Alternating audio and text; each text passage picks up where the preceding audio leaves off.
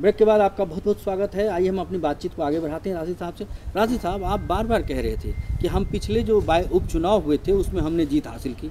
बात भी सच है कि आप चाहे गठबंधन में लेकर हैं, लेकिन एक जो उसका बेसिक प्रिंसिपल था गठबंधन का, वो आप बनाने की भी बात सोच रहे हैं और बात कर भी रहे हैं। लेकिन आपने वहाँ क्यों तोड़ दिया गठबंधन महाराष्ट्र में? देखिए एनसीपी के साथ, क्योंकि आपको उस गठबंधन को आगे रखना चाहिए था। क्योंकि आप अब तो भी गठबंधन की बात कर रहे हैं। विधानसभा चुनाव में पिछले बिहार में, यूपी में, जहाँ भी है, आपने एक तालमेल से चुनाव लड़ा था। देखिए, महाराष्ट्र में गठबंधन हमने नहीं तोड़ा है। महाराष्ट्र में गठबंधन तोड़ने की तमाम जिम्मेदारी एनसीपी की है। एनसीपी को बहुत सारी गलतफहमियाँ थीं, वो गलतफहमियाँ इस चुनाव के अंदर दूर हो जाएंगी। हम नहीं चाहते थे कि हमारा एनसीपी के साथ कोई भी समझौता टूटे। हम चाहते थे कि हम साथ रहे हैं, साथ मिल के चुनाव लड़ें, लेकिन इसके लिए हम जिम्मेदार नहीं हैं। तो क्या ये माना जाए कि आने वाले दिन में अब जो रणनीति बनेगी, और हमने कई सारे केस को देखा भी, अजीत सिंह जी के रैली में सब लोग इकट्ठा हुए, बिहार में एक अलग प्रयोग हुआ, तो क्या कहीं ना कहीं उस प्रयोग के साथ आप लोग जुड़ेंगे? देखिए, मैं कहूँगा तमाम सेकुलर ताकतों को एक साथ आना चाहिए। आज देश के अंदर जो सरकार है वो उन लोगों की सरकार है जो विकास की बात तो करते हैं, लेकिन प्रोपेगेंडा लव जिहाद का करते हैं। कितना उत्तर प्रदेश को पूरा आग के अंदर झोंक दिया, सिर्फ इसलिए कि 12 बाई इलेक्शन है वो किसी तरह जीत जाएं। इससे पता चलता है कि भारतीय जनता पार्टी का क्या चेहरा है। और जिस मुद्दे को लेकर वो चले थे वो भी परसों तरसों मेरठ के अंदर वो भी एक्सपोज हो गया। बीजेपी के लोग उस लड़की के परिवार को पैसा देकर आए, उसके बयानात बदलवाए, उस पे प्रेशर डाला। मैं सोच नहीं सकता कि इस देश के अंदर इस तरीके की राजनीति भी की जा सकती है कि समाज को तोड़ दिया जाए, देश को बर्बाद कर दिया जाए, सिर्फ इसलिए कि चंद चुनाव जीत जाएंगे। आज उन लोगों की सरकार है, तो यकीनन वो तमाम लोग जो देश के लिए प्यार रखते हैं, देश को इकट्ठा रखना चाहते हैं, उन सबको एक साथ आना पड़ेगा और इन फिरका परस्त ताकतों का मुकाबला करना पड़ेगा। क्या आप मानते हैं ये कि विपक्ष के तौर पर आप कमज़ोर हैं, आपकी लीडरशिप कमज़ोर है? चाहे कांग्रेस पार्टी एक जो विपक्ष की भूमिका होनी चाहिए वो देने में नाकामयाब रह रही है। देखिए, अभी तो हमारा विपक्ष में सिर्फ 3-4 महीने हुए हैं। अभी तो इब्तदाई इश्क है, आगे आगे देखिए होता है क्या। आप ये मत समझिए कि हम विपक्ष के अंदर कमज़ोर रहेंगे। हमने हमेशा जब भी विपक्ष में रहे हैं हमने अपनी भूमिका अच्छी तरीके से निभाई। वो तो देने के लिए तैयार नहीं है, वो तो आपको देने रहे हैं, पार्लियामेंट में भी नहीं दे रहे हैं। देखिए लीडर ऑफ अपोजिशन का रिकॉग्निशन वो इसलिए नहीं दे रहे कि बहुत सारी constitutional authorities leader of opposition के मशवरे से ही अपॉइंट होती है। बिल्कुल, सीबीआई का डायरेक्टर है, सीवीसी है, इलेक्शन कमीशन है, लोकपाल है। भारतीय जनता पार्टी चाहती है कि बग़ैर मशवरे के अपने आप वो तमाम कॉन्स्टिट्यूशनल अथॉरिटीज़ का अपॉइंटमेंट करें। क्या ये देश के हित में है? एलओपी रिकॉग्नाइज करने से कांग्रेस पार्टी का कोई फ़ायदा नहीं होने वाला है। अगर एलओपी को कैबिनेट स्टेटस मिल जाएगा, इससे कांग्रेस पार्टी पे कोई फ़र्क नहीं पड़ेगा।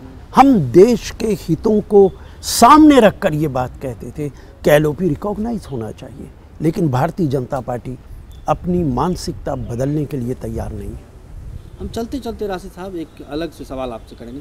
क्या मतलब ईमानदारी से आप जवाब दीजिएगा। मैंने हर सवाल का जवाब ईमानदारी से दिया। क्या कांग्रेस पार्टी में कहीं इस तरह की बात है कि युवा अलग और पुराने जो ओल्ड लाइन है वो अलग, या एक दीवार है बीच में? क्या क्योंकि इस तरह खबरें आती हैं कि इन लोगों को अलग कर दिया जाएगा, अब ये नेतृत्व दूसरी तरफ आ रहा है और लोग भी कंफ्यूज हो रहे हैं। तो आप देश को बताइए कि क्या इस तरह की बात है या भविष्य में इस तरह का कोई एक्सरसाइज होने वाला है? देखिए ये कहना बिल्कुल गलत है कि ओल्ड गार्ड्स अलहदा हैं, न्यू गार्ड्स अलहदा हैं।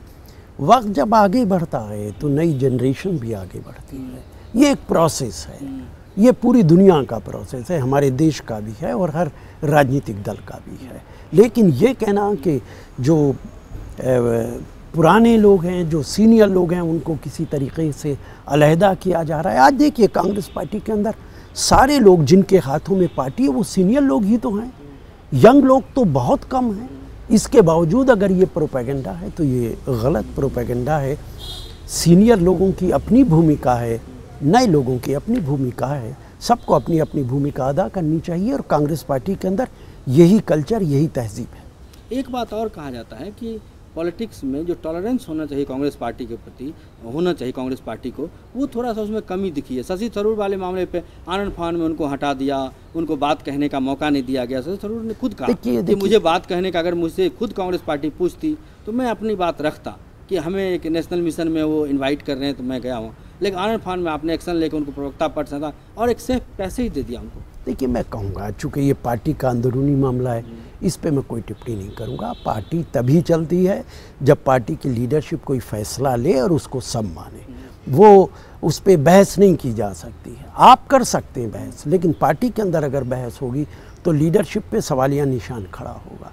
लीडरशिप जो फैसला करती है वो पार्टी के हित में करती है और सोच समझ कर करती है। अच्छा, इस तरह पिछले दिनों तमाम तरह के विवाद प्लस एग्जिट पोल के ये नतीजे जो दिखा रहे हैं, अभी रिजल्ट आना बाकी है, कहीं कांग्रेस को अपनी अंतरात्मा में फिर से एक बार झांकना चाहिए। बिल्कुल, हमें अपनी गलतियों से सबक लेना होगा। हमसे जो कमियां हुई हैं उनको दूर करना होगा। मेरा मानना है जो कौम, जो देश, जो राजनीतिक दल अपनी गलतियों से सबक नहीं हासिल करता है, गुजरे हुए कल में खाई हुई ठोकरों से सबक हासिल नहीं करता, वो कौम कभी आगे नहीं बढ़ सकती, वो राजनीतिक दल कभी आगे नहीं बढ़ सकता। सच्चाई को सामने रखकर फैसला करना होगा। जो गलतियां हुई हैं उनसे सबक हासिल करना होगा, तभी हम आगे बढ़ सकते हैं। और हमें यकीन है कि कांग्रेस पार्टी के अंदर हम सब लोग मिलकर अपनी गलतियों का अजाला भी करेंगे, गलतियों से सबक भी हासिल करेंगे और एक बार फिर पूरी दुनिया देखेगी कि कांग्रेस पार्टी के हाथों में दोबारा सत्ता आएगी, इक़्तिदार आएगा। राशिद साहब, आपका बहुत बहुत धन्यवाद हमसे बातचीत करने के लिए। ये थे कांग्रेस के वरिष्ठ नेता राशिद अल्वी। इनका कहना है कि गलतियों से हम सबक सीखेंगे और एक बार फिर कांग्रेस पार्टी आएगी। ये देखना दिलचस्प होगा कि आगे होता क्या है। मुद्दा में आज फिलहाल इतना ही। अगले दिन हम फिर हाजिर होंगे एक नए मुद्दे और नए मेहमान के साथ। फिलहाल दीजिए हमें इजाज़त। नमस्कार।